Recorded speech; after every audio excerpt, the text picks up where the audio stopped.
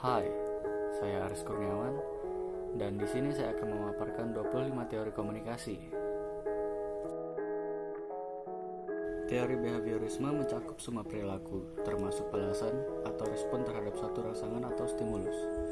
Artinya bahwa selalu ada kaitan antara stimulus dengan respon pada perilaku manusia. Isi teori humanisme lebih menekankan pada pembagian pengawasan dan tanggung jawab bersama antar peserta didik. Teori ini menitikberatkan pada komunikasi sebagai suatu transmisi pesan dan bagaimana transmitter menggunakan media dalam berkomunikasi. Dalam hal ini, jika sinyal media yang digunakan baik, maka komunikasi akan berjalan efektif, begitu juga sebaliknya. Pengguna media memiliki peran aktif dalam memilih media yang digunakannya, sehingga pengguna media dapat dikatakan sebagai pihak utama dalam suatu proses komunikasi. Teori agenda setting beranggapan apabila media memberikan tekanan pada suatu peristiwa, maka media tersebut akan membuat masyarakat menganggap peristiwa itu penting. Teori konstruktivisme beranggapan bahwa manusia selalu memiliki pandangan sendiri terhadap kenyataan. Mereka senantiasa mencari dan mempelajari untuk menemukan bahasa pertama dan kedua. Teori ini berpandangan bahwa manusia satu-satunya makhluk hidup yang dapat berkomunikasi secara verbal. Di sisi lain, bahasa merupakan suatu hal yang kompleks. Oleh karenanya, manusia senantiasa belajar untuk dapat berkomunikasi dengan makhluk hidup yang lain.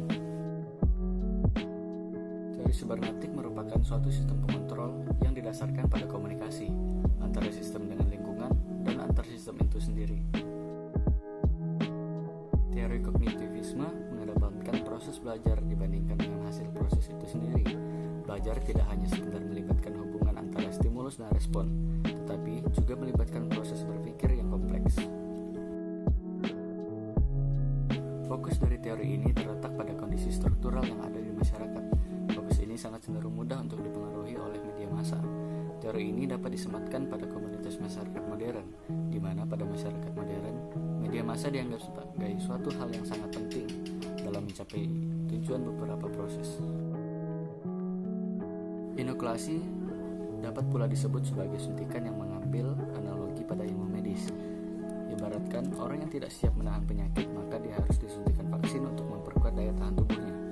Teori ini mengemukakan bahwa lebih baik membekali terbujuk dengan argumen sanggahan daripada membiarkannya tidak siap menyangkal perspektif lawan. Pandangan dari teori ini adalah bahwa media massa memiliki efek yang bersifat kumulatif dan lebih berdampak pada tataran sosial budaya dalam masyarakat daripada personal seseorang. Teori ini berkaitan dengan bagaimana terbentuknya suatu pendapat umum dalam masyarakat. Spiral of Silence menjelaskan bahwa terbentuknya pendapat umum dalam masyarakat ditentukan oleh proses saling mempengaruhi antara komunikasi massa, komunikasi antar pribadi, dan persepsi masing-masing individu, serta hubungannya dengan pendapat orang lain dalam masyarakat. Teori ini beranjak daripada pengaruh media massa yang kuat mengenai suatu hal. Hal tersebut dapat mempengaruhi kondisi sosial budaya dalam masyarakat. Pesan dari media massa mampu mengubah norma yang sudah ada dalam masyarakat. Di sisi lain juga mampu memperkuat norma yang ada dalam masyarakat. Lebih dari itu, mampu menciptakan norma baru dalam masyarakat. Perilaku manusia dalam konteks sebuah interaksi tingkah laku terdapat hubungan timbal balik yang saling berkesinambungan. Interaksi terjadi antara perilaku kognitif dan pengaruh lingkungan. Pengalaman melalui observasi dan pengamatan terhadap suatu pesan yang disampaikan menjadi suatu hal yang sangat penting. Dependensi efek komunikasi massa beranggapan bahwa kepercayaan individu kepada media akan berkembang apabila kebutuhan informasional yang tidak dapat ditemukan dalam pengalaman langsung terpenuhi. Massa dinilai bergantung pada media untuk mencapai tujuan. Analisis transaksional merupakan pendekatan psikoterapi yang menekankan hubungan transaksional. Transaksional sendiri dimaksudkan sebagai hubungan komunikasi antar individu. Teori ini digunakan untuk mengetahui bentuk dan isi pesan yang tersampaikan dalam suatu komunikasi.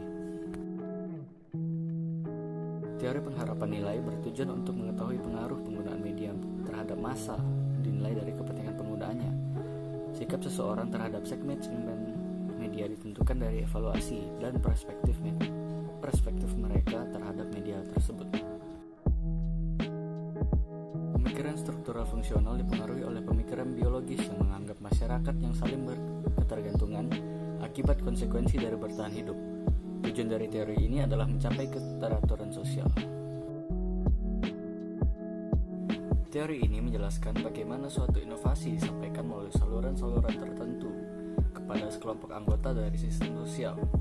Dijelaskan bahwa difusi adalah suatu bentuk komunikasi yang bersifat khusus dan berkaitan dengan penyebaran beberapa pesan berisi gagasan-gagasan baru. Teori komunikasi dua tahap membahas mengenai efek media massa dan pertama kali diterapkan pada kampanye pemilihan umum 1940. Studi ini memiliki asumsi bahwa proses stimulus bekerja dalam menghasilkan efek ke media massa.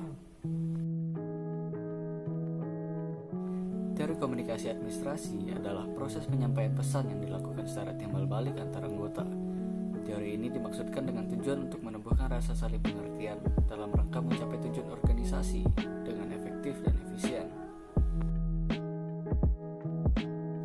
Teori ini disebut juga dengan teori trial and error.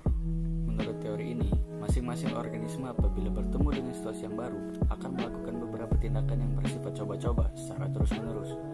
Kemudian, jika dalam usaha coba-coba tersebut secara tidak sengaja timbul perbuatan yang dirasa memenuhi situasi, maka perbuatan tersebut akan terus diterapkan sebagai salah satu tindakan yang dinilai cocok dalam situasi tersebut. Teori ini mengungkapkan bahwa suatu kebutuhan atau keadaan terdesak oleh motif tujuan, maksud tertentu, harus dimiliki dalam seseorang yang sedang belajar. Kebutuhan tersebut harus ada sebelum suatu respon yang dapat diperkuat oleh dasar pengurangan kebutuhan. Teori ini menilai bahwa pengalaman dan pengetahuan yang dimiliki individu sebagian besar dibentuk oleh kelompok sosial di mana mereka cenderung aktif berkomunikasi. Itulah 25 teori komunikasi yang dapat saya sampaikan, dan terima kasih.